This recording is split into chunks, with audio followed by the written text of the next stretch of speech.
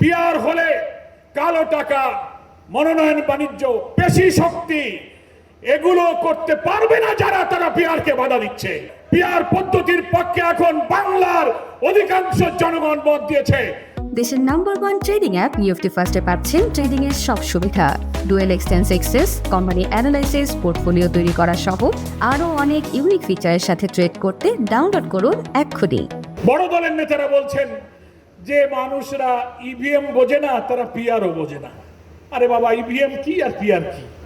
EVM তো একটা electronic voting মেশিনের নাম, আর পিআর হচ্ছে একটা ইলেকট্রাল সিস্টেমের নাম। ফলে এই কথা বলে আমাদেরকে জাতিকে বিভ্রান্ত করতে পারবেন না। পিআর হলে কালো টাকা, মনোনয়ন বাণিজ্য, পেশি শক্তি এগুলো করতে পারবে না যারা, তারা পিআরকে বাধা দিচ্ছে।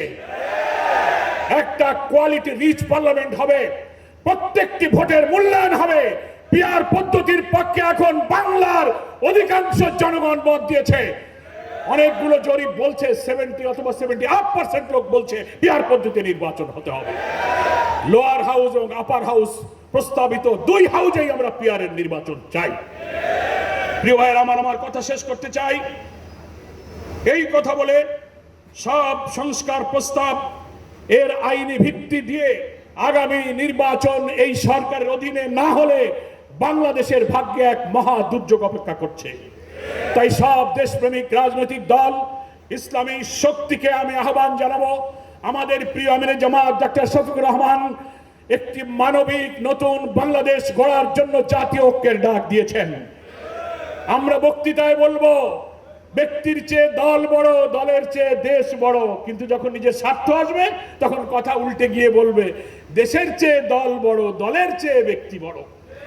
এই বাদ দেন, কম্প্রোমাইজ এবং স্যাক্রিফাইসের ভিত্তিতে আসুন জাতীয় ঐক্যে গড়ে তুলে জনগণের আশা আকাঙ্ক্ষা, এত রক্ত, এত ত্যাগ, এত চোখের পানি, মা হারা, সন্তান হারা, স্বামী হারা মানুষের কান্নার আকাঙ্ক্ষার প্রতিফলন ঘটাতে গেলে পিআরের ভিত্তিতে আর এই সনদকে আইনি ভিত্তি দিয়ে নির্বাচনের মাধ্যমে সেই আকাঙ্ক্ষা আমরা পূরণ করি।